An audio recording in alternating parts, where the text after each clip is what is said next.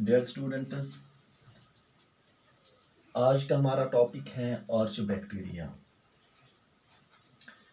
अपने previous lesson में actually हमने बैक्टीरिया यानी यू बैक्टीरिया डिस्कस किया था। Today we will discuss archaebacteria. What are archaebacteria? Dear students, archaebacteria they are also included in kingdom Monera. They are also included in kingdom Monera. Kingdom Monera. And these archbacteria are considered the most primitive, most ancient, rather primitive prokaryotic organisms. Prokaryotics, most primitive. And उनकी खासियत ये है, they can withstand extreme conditions. ये bacteria जो है they can survive extreme conditions, means very high temperature के अंदर, very high temperature के अंदर they survive कर सकते हैं। very high acidity के अंदर, अगर सबसे ज़्यादा acidic soil होगी, salinity ज़्यादा होगी, तो भी ये आर्च बैक्टीरिया withstand कर सकते हैं। ये उनकी खासियत है। ये जो आर्च बैक्टीरिया है, they are also called living fossils. They are also called living fossils. इन्हें oldest living fossil का तस्वुर किए जाते हैं।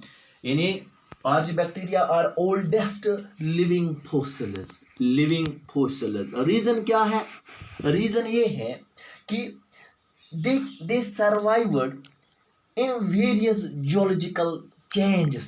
जितने भी अभी तक geological changes हुए हैं, उन्होंने उन तमाम चेंजेस के अंदर, तमाम एनवायरनमेंट्स के अंदर दे सर्वाइवड। क्लियर? नाउ ये इंट्रोडक्शन थी आर्च बैक्टीरिया के बारे में। मींस ये किंगडम मोनेरा के अंदर आते हैं। मोस्ट एंशिएंट प्रोकैरियोटिक ऑर्गेनिजम्स हैं ये। एक्सट्रीम एनवायरनमेंट, एक्सट्रीम हैबिटेट्स के अंदर, एक्सट्रीम कंडीशंस के अंदर ये सर्वाइव कर पाते हैं। उनको ओल्डेस्ट लिविंग फॉसिल्स के नाम से भी जाने जाते हैं। अब उनकी क्या फर्क क्या है उनकी यू बैक्टीरिया से, मींस ट्रू बैक्टीरिया से, उनकी क्या डिफरेंस है? डियर स्टूडेंट्स, जो सेल वॉल होता है यू बैक्टीरिया के अंदर, cell wall is composed of peptidoglycans, while as in arch bacteria the cell wall is composed of proteins and some non-cellulosic polysaccharides.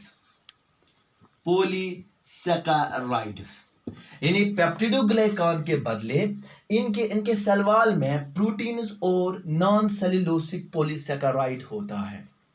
Clear? और जो उनका सेल मेम्ब्रेन है, इनके सेल मेम्ब्रेन के अंदर कुछ ब्रांच्ड लिपिड चेन्स होते हैं, इनके अंदर। कहते हैं due to the presence of branched lipid chains in the cell wall of cell membrane of archaebacteria, they survives in extreme conditions. यानी इस कारण, ये खास खुसूसियत जो इनके अंदर है, इसके कारण ये एक्सट्रीम कंडीशंस में सर्वाइव करते हैं। क्लियर बेटा? क्लियर? अब ये तो कभी कभार ये ऑर्गेनिज्म ओब्लिगेट एरोबिक हो सकते हैं, एनएरोबिक हो सकते हैं। कभी कभार ये फैकल्टेटिव एनएरोबिक हो सकते हैं। यानी कुछ मेंबर्स आर्च बैक्टीरिया के जो ओब्लिगेट एनएरोबिक हैं, कुछ जो फैकल्टेटिव एनएरोबिक हैं। अच्छा, इसके बाद there are various types of archaebacteria. यानी types of archaebacteria. Number first, these are methanogens. यानी ये आर्च बैक्टीरिया का एक टाइप है, methanogens. Number second, halophiles. Number third, thermoacidophils. thermoacidophils. These are the three types of archaebacteria. Let us start first one, characteristics of methanogens. My dear students, methanogens, they are obligate anaerobes. They are obligate anaerobes. Obligate anaerobes. They converts carbon dioxide and formic acid. They convert us carbon dioxide and formic acid into methane and formic acid into methane.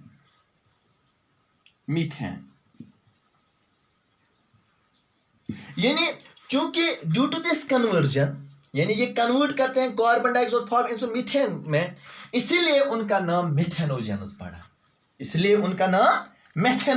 पड़ा। Clear बेटा?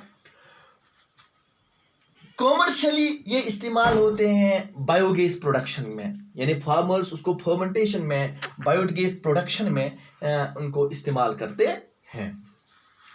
दूसरी बात, these are यानी nutrition के एतबार से they are chemoautotrophs. Nutrition के एतबार से they are chemoautotrophs means archaebacteria methanogens और कीमो ऑटोट्रॉप्स। क्लियर? कहते हैं these methanogens are present in the gut. They are present in the gut of ruminant animals. यानी जो rumination करते हैं, यानी रूमिनेंट जो अपने उस कार्ड को चिव करते हैं उन एनिमल्स में, यानी in the ruminants, in the gut of ruminants. For example इनमें हमारी काउ आती हैं, बुफेलो आते हैं, यानी इनके गट के अंदर मेथेनोजेनस मौजूद होते हैं। For example we have methanogens coccus, ये एक मेथेनोजन आर्चबैक्टीरिया है। उसके बाद दूसरा टाइप है दैट इज हेलोफिलस। नाम से ही पता चलता है, यानी ये वो आर्चबैक्टीरिया है जो सरवाइव करते हैं इन द हैबिटेट्स, उन हैबिटेट्स के अंदर हैविंग हाई सैलिनिटी, यानी उन हैबिटेट्स में जहां पे सॉल्ट कंसंट्रेशन ज्यादा होती है, उन हैबिटेट्स में ये हेलोफिलस ग्रो करते हैं या वी कैन से पाए जाते हैं। अब ये हेलोफिलस जो है, दूसरी कैरेक्टरिस्टिक उनका ये है, दे आर एरोबिक फॉर्मर्स। ये एरोबिक फॉर्मर्स हैं, they are aerobic archaebacteria. Clear? So we can say they are facultative anaerobic. Clear? और दूसरी खास बात उनकी न्यूट्रिशन के एतबार से, दे आर कीमो हेटेरोट्रॉपिक।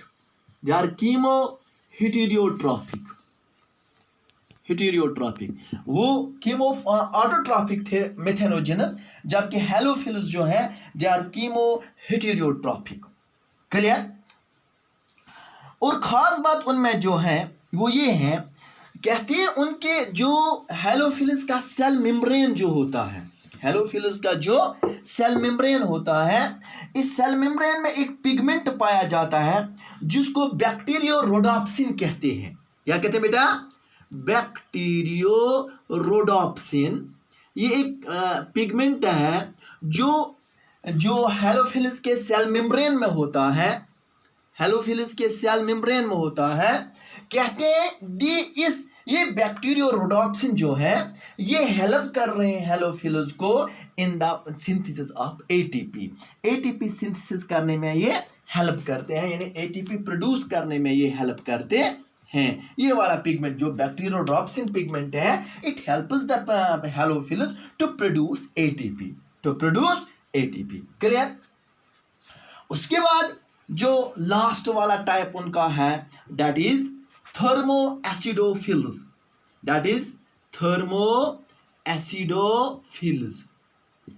अब नाम से ही पता चलता है ये ये वो आर्च बैक्टीरिया का टाइप है, ये आर्च बैक्टीरिया का ग्रुप है जो ग्रो करते हैं, जो प्रेजेंट होते हैं in the habitats having high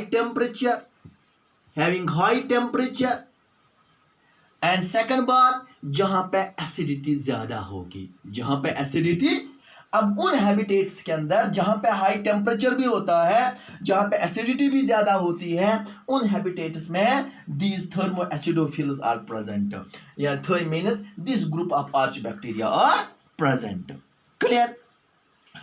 और जो ये थर्मो एसिडोफिल्स है, they are facultative and aerobes, they are facultative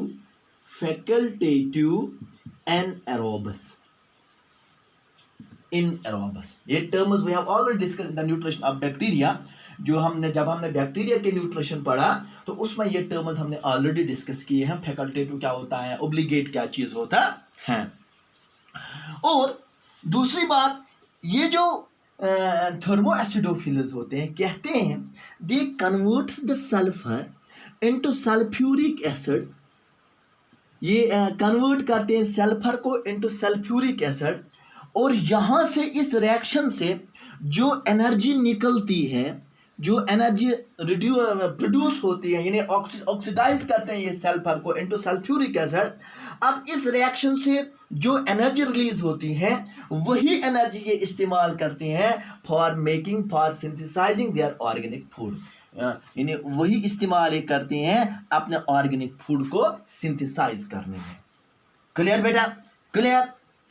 तो this was regarding the archaebacteria and the characteristics of various types of archaebacteria. Thank you very much.